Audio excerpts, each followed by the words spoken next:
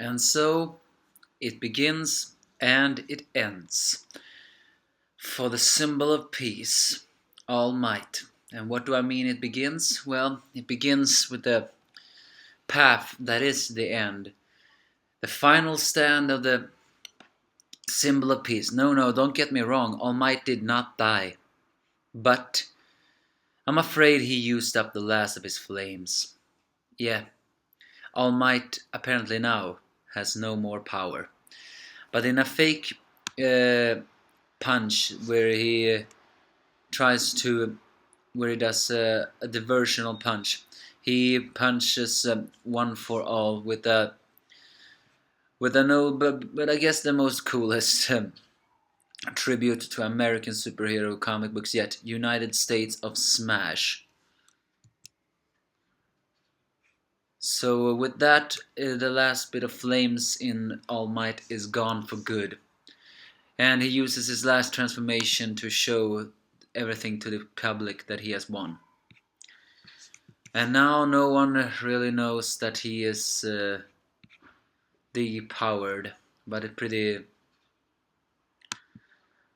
pretty obvious that pretty soon he will lose. Pretty soon everybody will know that he does that. Gran Torino can only be solved to know that the symbol of peace, the number one hero's final stand. It's during that moment that All Might looks in a camera and says, you're next. In a way that can be seen as many things, but Deku Midoriya realizes that is aimed mostly at him, or maybe at him, because for him it meant simply, one for all is no longer with me. My time has come to an end, All Might's time. And Bakuga strangely looks at Deku with some, I wouldn't say worrisome eyes, but some eyes of I wonder.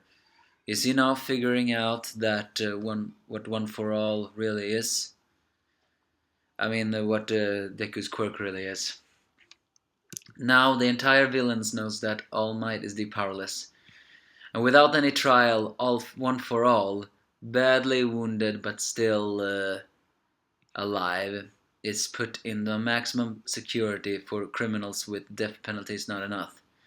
And apparently, we all know that One for All has that shadow over his eyes. Well, apparently, yeah, he really has no sight. He has been relying on his infrared ray quirk to sense his surroundings. So in all, One for All really did fight a weakened All Might. But in the end, who was stronger? Was it All Might who had no power within him? Or was it One for All who was badly wounded? Also, we see a cameo of Stain, who looks at One for All with a little bit angry look. What is he planning on doing? Is he gonna do to bust out, or to save One for All or kill him? All in all, however, this is an emotional chapter, because not only is this the end of One All Might's not symbol of peace, but also because in the end, One for All still won. Not only because All Might is depowered, but in a way this was the ultimate teaching towards his student.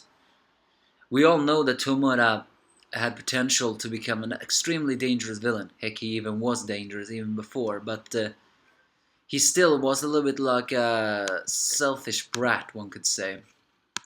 And now his father figure is gone in a maximum prison where no one can save him from. That will feign a hatred in Tomura, making him step forward to take the lead and make his own decisions.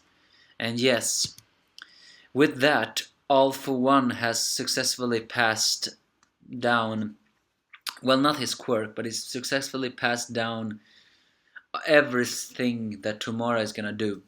So So the future has been both entrusted in both good and evil. The good has now been entrusted to Midoriya. Can he now learn to control One for All? Because now Tomura, with newfound hatred towards All Might and very likely the world, will go become even more insane than ever. So yeah, with that, this arc is about wrapped up. An emotional end for a very great hero. But again, the fact that One for All is alive in a maximum prison and everything went in a way to plan, one cannot help but being worried. Now Tomura has the perfect chance. All Might is powerless. He can die any day now, and with him the symbol of peace. But everybody saw him in his weakened state and still voted for him. But could it be that people will now begin to wonder why All Might was that? With Tomura with his not newfound, new enforced hatred, and Deku with his newfound resolve, maybe.